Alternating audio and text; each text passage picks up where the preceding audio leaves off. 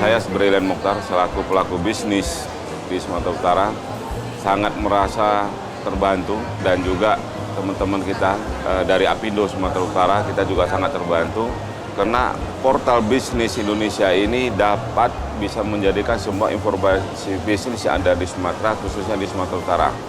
Nah, inilah yang perlu kita harapkan, kinerja daripada portal bisnis Indonesia Sumatera ini bisa menghimpun semua itu informasi dapat digunakan oleh dunia, bukan hanya Indonesia saja.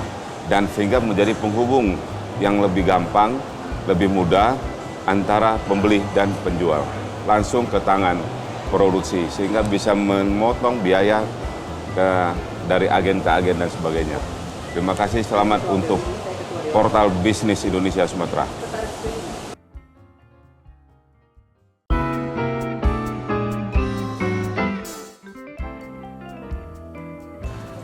Ya, selamat atas peluncuran website sumaterabisnis.com. Kita berharap website ini, situs berita ini bisa memberikan informasi alternatif, terutama tentu saja mengenai ekonomi dan keuangan yang tentu akan memberi manfaat kepada para pelaku usaha, dan kita harapkan UKM-UKM di Sumatera Utara juga bisa berkembang dengan adanya informasi-informasi alternatif seperti ini. Sebagai pekerja media, kami juga tentu berbangga atas bertambahnya rekan-rekan kerja, sehingga fungsi-fungsi jurnalistik yang dapat dilaksanakan di Sumatera Utara ini semakin lebih baik. Kita berharap begitu. Sekali lagi selamat Sumatera Bisnis, kita bersama dalam lingkup ini dan semoga sukses.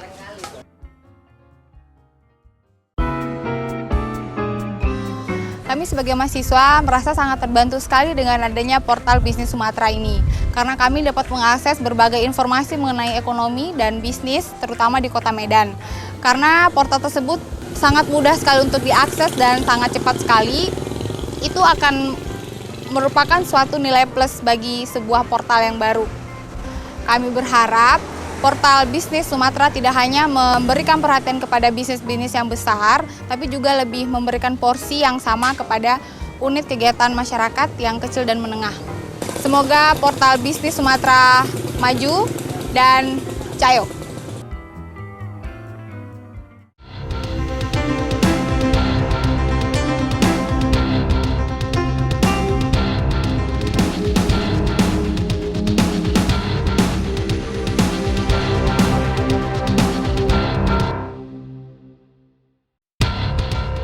Pemirsa, ternyata modal merupakan menjadi prioritas utama orang untuk menjadi entrepreneur yang sukses, tetapi dibutuhkan kreativitas, kemauan, dan tentunya kepercayaan dari para pihak.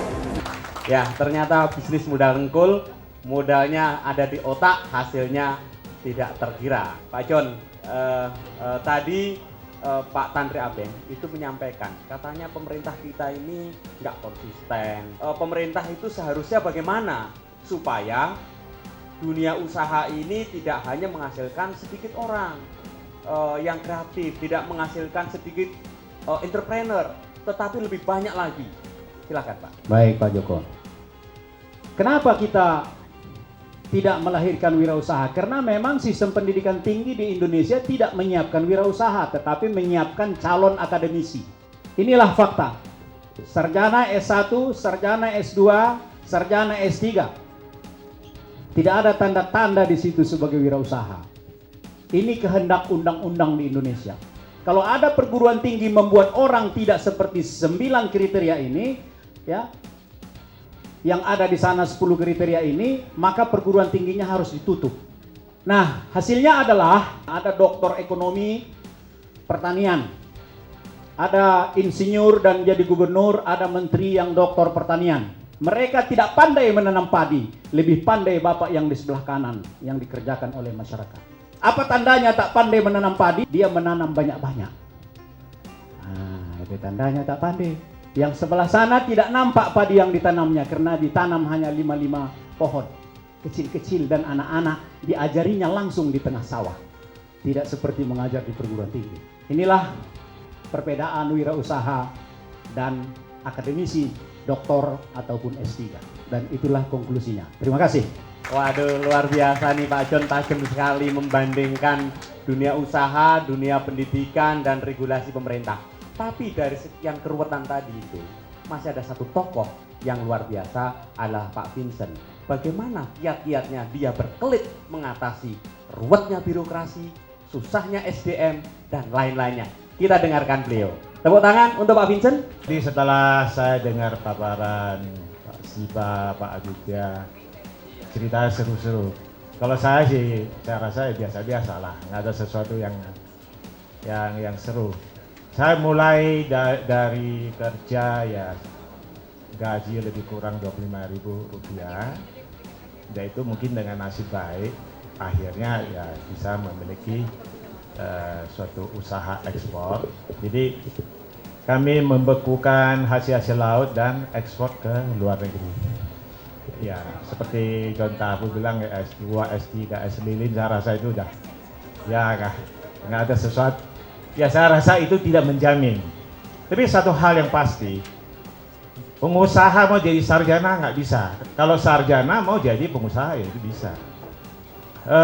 Untuk entrepreneur ini, satu dasar yang sangat penting, itu saya rasa itu pendidikan formal. Ya dari situ kita baru berkembang dengan apa yang kita pelajari. Ya udah plus itu soal kejelian, ya inovatif, ya ulat, masalah kredibilitas, plus nasib. Wah, seru ya, seru. Tepuk tangan sekali lagi. Kita sekarang masuk pada sesi tanya jawab. Jadi semua hadirin yang bertanya berhak mendapatkan hadiah. Hadiahnya disiapkan oleh sponsor kita dari Telkom, Telkom Flexi, Telkom Speedy.